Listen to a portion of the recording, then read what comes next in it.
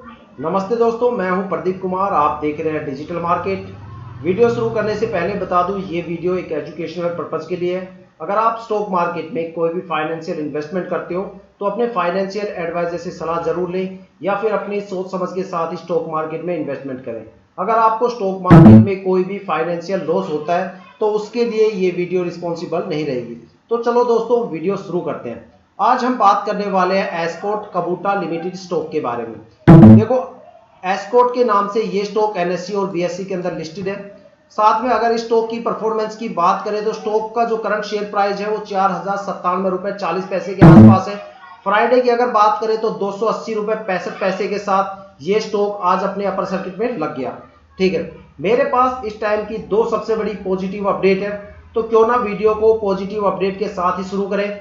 बाकी फंडामेंटल और एनालिसिस को हम बाद में डिस्कस करते हैं। तो सबसे पहले जो पहली पॉजिटिव न्यूज है वो ये है कि फ्राइडे को डीआईआई ने एक बड़े लेवल पे बाइंग करके इंडियन स्टॉक मार्केट को एक नया दिशा निर्देशन दे दिया। जो लगातार 3 महीने से मार्केट में गिरावट हो रही थी, उस गिरावट से बिल्कुल बाहर लाके खड़ा कर दिया इंडियन स्टॉक मार्केट को।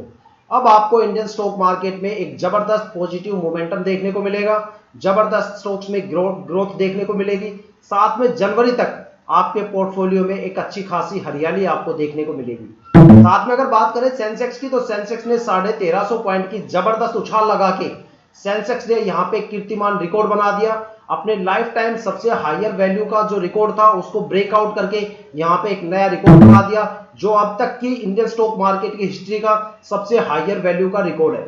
अगर आप आज का या कल का कोई भी बिजनेस न्यूज़पेपर चेक करोगे तो उसमें आपको सिर्फ एक ही हेडलाइन देखने को मिलेगी कि सेंसेक्स ने कीर्तिमान रिकॉर्ड दर्ज कर दिया एक बड़े 1350 रुपए के जबरदस्त उछाल के साथ। उन्होंने अपने जितने भी पुराने रिकॉर्ड थे सभी को ब्रेकआउट कर दिया और एक जबरदस्त यहाँ पे 84,696 का वैल्यू को टच करके एक नया रिकॉर्ड बना दिया।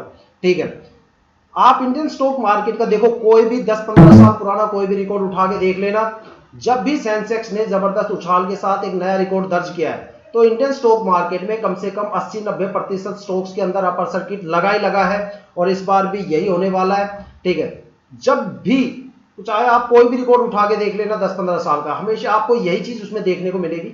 इस बार भी आपको अगले हफ्ते से इंडियन स्टॉक मार्केट में कम से कम 80-90% स्टॉक्स में अपर सर्किट या पॉजिटिव मोमेंटम देखने को मिलेगा। जो स्टॉक लगातार 3 महीने से एक परफॉर्मेंस के बीच में फंसे हुए हैं, एक प्राइस रेंज में फंसे हुए हैं, वो अगले हफ्ते से दौड़ते हुए आपको नजर आएंगे। ताबड़तोड़ वो दौड़ने वाले हैं। मार्केट में जबरदस्त आपको पॉजिटिव मोमेंटम देखने को मिलेगा, जबरदस्त अपर सर्किट वहां पे देखने को मिलेगा। फ्राइडे की अगर बात करें तो फ्राइडे को 25% स्टॉक्स के अंदर अपर सर्किट लग चुके हैं। 35% स्टॉक ऐसे हैं जो अपने अपर सर्किट की बिल्कुल नियर बाई वैल्यू के आसपास खड़े हो गए। साथ में बाकी जो स्टॉक है उनमें भी आपको जल्दी ही पॉजिटिव मोमेंटम या फिर जबरदस्त लेवल का अपर सर्किट अगले हफ्ते से देखने को मिलेगा। तो मार्केट के अंदर एक जबरदस्त यहाँ पे तेजी देखने को मिलने वाली है। दूसरी जो सबसे बड़ी अपडेट है वो है एस्कॉर्ट कबूटा को लेके। इस स्टॉक के अंदर फ्राइडे को एक जबरदस्त मोमेंटम देखा गया।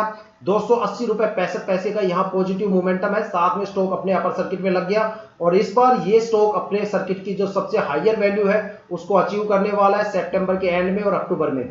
जो यहाँ पे नया टारगेट बनने वाला है इस स्टॉक का वो यहाँ पे 5400 रुपए के आसपास है। 5200 रुपए पे आप अपना स्टॉप लॉस सेट कर सकते हो। ठीक है, अब बात करने वाले हैं इसके फंडामेंटल के बारे में।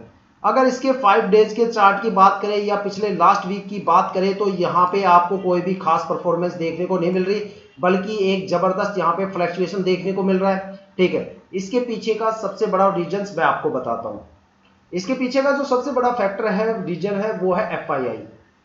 जब से हमारी संसद में बजट आया तब से लेके आज तक लगातार 3 महीने में एफआईआई ने 30,000 करोड़ की यहाँ पे बड़ा सोल्ड आउट किया है, बड़ी बिकवाली की है।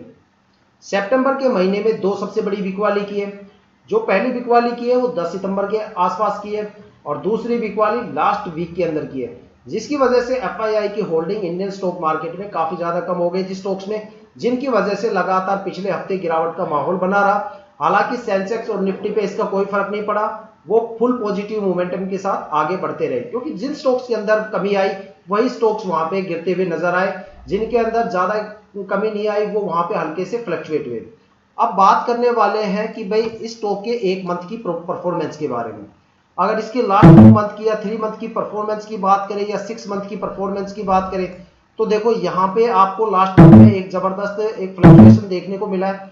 ठीक है, यहाँ पे आपको कोई भी पॉजिटिव मोमेंटम देखने को नहीं मिला। ये देखिए यहाँ पे जो स्टॉक है एक रेंज के बीच में फंस गया, इसी रेंज के बीच में इसने पूरा का पूरा महीना निकाल दिया। जिस प्राइस रेंज का ये स्टॉक है उसके हिसाब से 287 रुपए का पॉजिटिव मोमेंटम कुछ भी नहीं होता। ठीक है, इतना पॉजिटिव मोमेंटम तो जब ये दौड़ेगा तब ये एक दिन में आपको देखने को मिलेगा। अगर इसके फ्राइडे की बात करें तो फ्राइडे को भी इसने इससे ज्यादा का परफॉर्मेंस दे दिया। ये देखो फ्राइडे को इसने कम से कम 280 रुपए का पॉजिटिव मोमेंटम एक ही दिन में दे दिया, जो कि ये पूरे इसने एक मंथ में नहीं दिया। तो सोच सकते हो यहाँ पे जो स्टॉक था वो एक रेंज के बीच में फंसा हुआ था, जिसकी वजह से यहाँ पे कोई परफॉर्मेंस देखने को नहीं मिली। इसके पीछे का जो सबसे बड़ा रीजन है वो मैं आपको बताने वाला हूँ। यहाँ पे देखो 2 सबसे बड़े रीजन थे जिसकी वजह से स्टॉक्स के अंदर कोई भी परफॉर्मेंस देखने को नहीं मिली। सबसे पहला जो रीजन था वो था इंटरनेशनल मार्केट को लेके, खासतौर पे यूरोप के मार्केट को लेके। यूरोप की मार्केट में जबरदस्त लेवल पे खलबली मची हुई है, जबरदस्त लेवल का वहां पे फ्लक्चुएशन देखने को मिल रहा है। साथ में वहां की जो मार्केट है वो स्टेबल नहीं हो पा रही है। वहां क्या है कि जॉब रिसेशन आ रहे हैं, तो कभी वहां के बैंक में क्राइसिस आ रहे हैं। वहां पे 2 सबसे बड़े जियोपॉलिटिकल प्रेशर्स चल रहे हैं, टेंशन चल रही है। अगर एक तरफ देखा जाए तो रशिया यूक्रेन एक दूसरे से भिड़े पड़े हैं, तो दूसरी तरफ अगर देखा जाए तो इजराइल और उसके पड़ोसी देशों की आपस में टंटे बज रहे हैं।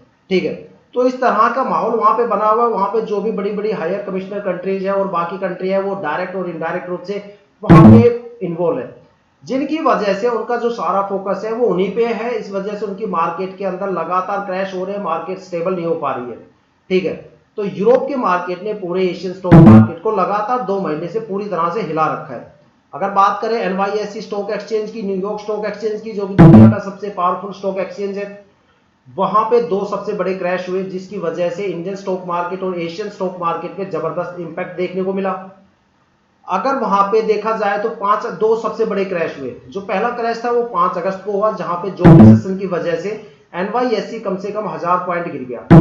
मैं आपको बता दूं कि NYSE के अंदर अगर 100 पॉइंट की भी गिरावट हो जाती है तो काफी होती है पूरे एशियन स्टॉक मार्केट को हिलाने के लिए, पूरे इंडियन स्टॉक मार्केट में जबरदस्त फ्लक्चुएशन देने के लिए। लेकिन यहाँ तो 5 अगस्त को 1000 पॉइंट की जबरदस्त गिरावट हुई थी, तो जाहिर सी बात है कि बड़ा होने वाला था कुछ, और बड़ा ये हुआ कि पूरे एशियन स्टॉक मार्केट की धज्जियां उड़ गई। अगर जापान के स्टॉक एक्सचेंज की बात, निक्की की बात करें, तो वहां पे 4500 पॉइंट की जबरदस्त गिरावट हुई। अगर चाइना के स्टॉक एक्सचेंज संघाई की बात करें तो वहां पे 1800 पॉइंट की जबरदस्त भारी भरकम गिरावट हुई। और अगर इंडियन स्टॉक मार्केट की बात करें तो यहाँ पे सेंसेक्स फ्लैट 3500 पॉइंट गिर गया और मार्केट क्रैश हो गई। इन्वेस्टर्स का करोड़ों रुपए उस टाइम मार्केट में डूब गए। जैसे तैसे करके मार्केट ने 15 अगस्त के बाद अपने आप को रिकवर किया, तो 3 सितंबर के आसपास दूसरा क्रैश फिर से इसका इंतजार कर रहा था, वो हो गया।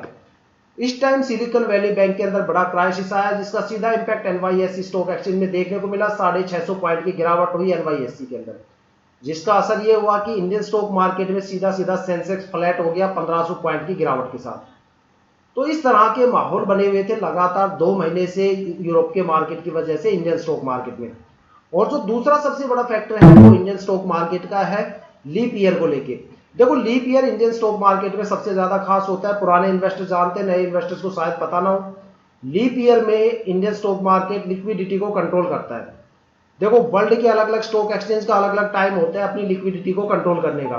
कोई 1 साल बाद करता है, कोई 2 साल बाद, कोई 5 साल बाद, लेकिन इंडियन स्टॉक मार्केट हर लीप ईयर में करता है। इसी वजह से लीप ईयर में गिरावट के माहौल सबसे ज्यादा रहते हैं और मार्केट क्रैश होने का डर रहता है। और जो नए इन्वेस्टर्स होते हैं वो सबसे ज्यादा पैसा लीप ईयर में ही डबो के जाते हैं। जिस स्टॉक के अंदर जितनी ज्यादा लिक्विडिटी होगी वो स्टॉक उतना ही ज्यादा गिरेगा, चाहे उसके अंदर MRF के फंडामेंटली क्यों ना हो।